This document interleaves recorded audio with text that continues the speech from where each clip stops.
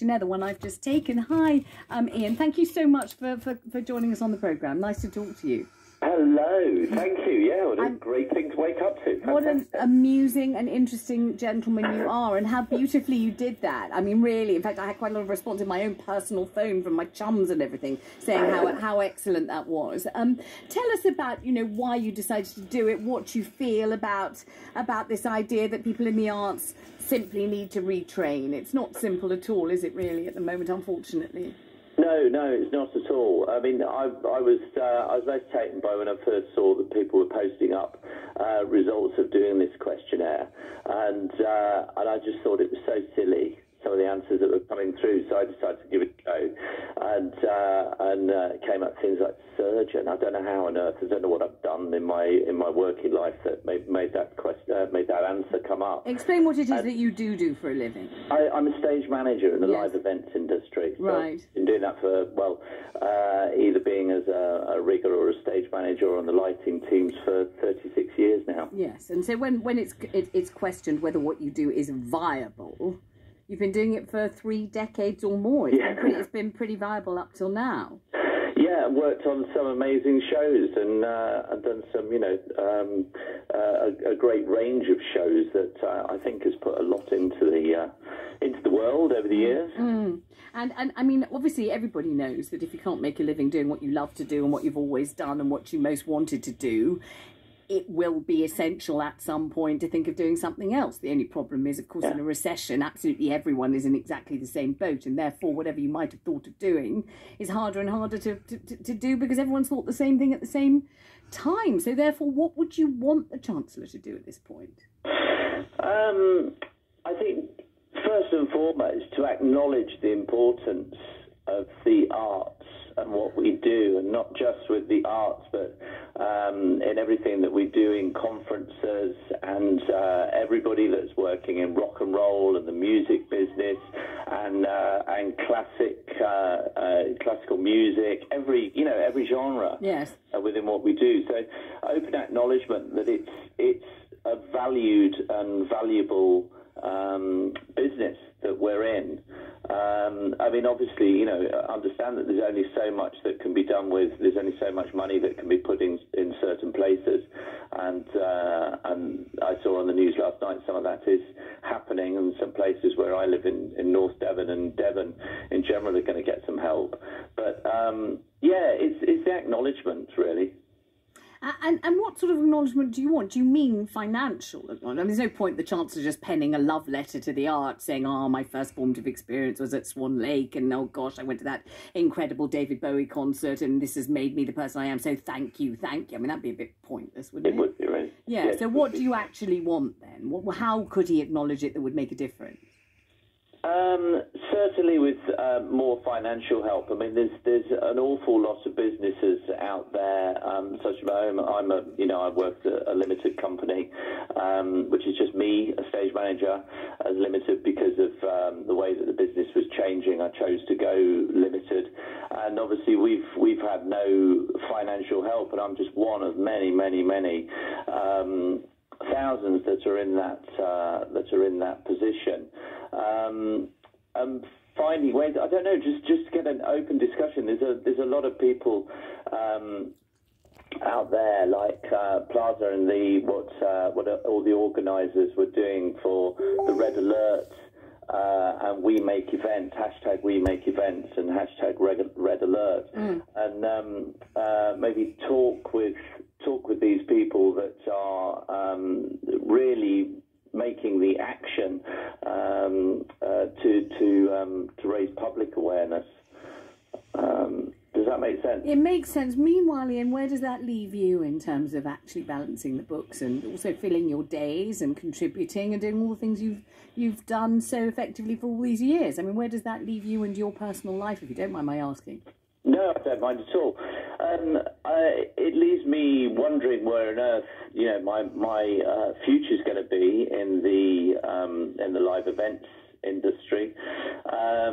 We're sort of doing okay. I have actually got a part-time job. The landlord and landlady of the local pub came forth and said, would you be the man on the door to sort of like, to check people in, take temperatures and things, that's helped financially, but mostly that has helped mentally as well. I think we can't get away from the fact that this situation is causing a lot of mental health issues, myself included, as a lifelong sufferer of clinical depression. The whole thing that your career has just been pulled, the rug's been pulled from under your feet.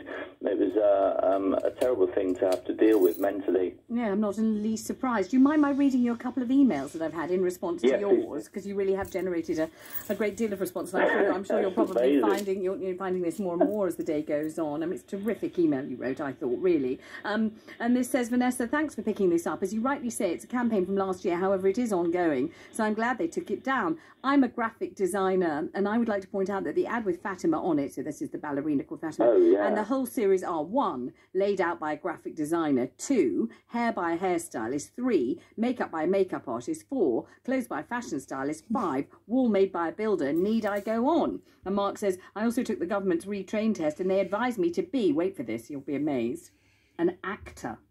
Yeah. Blimey. And let me read you this from Miriam, who says, Dear Venessa, I took the questionnaire yesterday. Stands out suggestions include Reiki healer and bomb disposal expert. And it says, thanks so much for a great show. Goodness me. And this is from Lizzie. And Lizzie says, imagine if the bankers, lawyers and MPs were told to retrain. I teach partner dancing. Could you imagine Gordon Brown teaching the cha-cha-cha? If all the creative people retrain, when the virus is over, there won't be any West End shows or Glyndebourne or music in your local pub. If you want us to be here, please support us now, she says, and it's signed Lizzie, Lindy Hop and ballroom teacher. What would you say to Lizzie? That is extraordinary. And what a few weeks ago you read out and had my friend Harry Haig read out his email, and I don't think anybody could have put it more eloquently. And as the graphics person said there, it's all of those small pieces. We're all such small cogs in this massive arena, and it's like that. All of a sudden, people are going to be standing around going, "Oh, well, what do we do? We actually did like shows." It's, I mean, with a stage manager, the skill of a stage manager is in the fact that nobody knows they're there. Yes, yes. Do you think that when the pandemic first hit and we focused, as of course we should and we had to and we had no choice and also we wanted to, on key workers, and key workers obviously were doctors, nurses, delivery drivers, supermarket shelf stackers, caretakers, cleaners, bus drivers, train drivers, rubbish collectors, and all those people who we realised, God, if we don't have you, we're absolutely, beeped. We need all of you. We depend on you. And it all suddenly hit home with a tremendous thwack just how key workers are. Do you feel that at that point, workers in the arts were kind of considered to be more of a sort of adornment, a kind of sequin on our lives, that we could kind of dispense within an emergency? Do we need food? Yes. Do we need doctors? Yeah. Do we need cleaners? Yeah. But do we need to watch a cabaret with, Denise Van Outen in her fishnets at the West End? I know she's performing at the moment. She's a hell of a girl. I used to work with her on The Big Breakfast every day. Good for her. But do we need that? We don't need it. But now, do you think we're beginning to feel we do need it? We do need entertainment and live music and shows. We do need it. It's actually part of the kind of makeup of our lives, without which life is very, very soulless and dreary and one-dimensional. Do you think we're kind of realising maybe the entertainment industries and the arts are more key than we realised?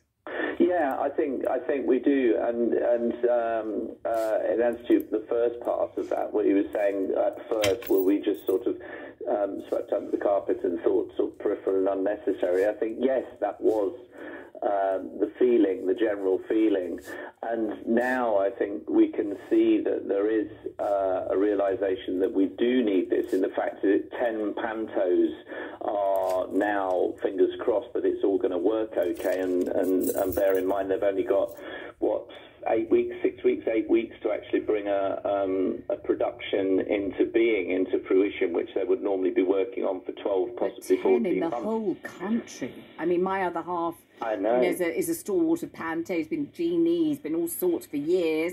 And I remember he was in one of Panto in York, and I think there were 3 other Pantos at the same time in the city of York. I mean, Panto. I mean, how many did we have normally? Hundreds of them. Hundreds. That's an interesting point, actually. I'd like to know the facts on that. I mean, here in North Devon, you've got the Queen's Theatre in Barnstaple, which is 10 miles from where I live. The Panto is a major part of the year. Yeah, I know. Yeah, it's like everybody books their tickets so early, and it's sort of, these people are putting on 2 performances a day, and and all of that work that goes into it, which, again, going back to what Harry said a few weeks ago, all of and what you just said earlier, is all of the small parts of it, the costume makers and the wardrobe department and the stage management, the lighting, the sound, Ian, I'm going to have to bid you farewell at this point, but thank you very much for that wonderful email and for joining us on the programme. Ian Lamb in Devon, who sent us that email about the choices he was given: surgeon, gas fitter, and also pilot. On digital radio, 94.9 FM.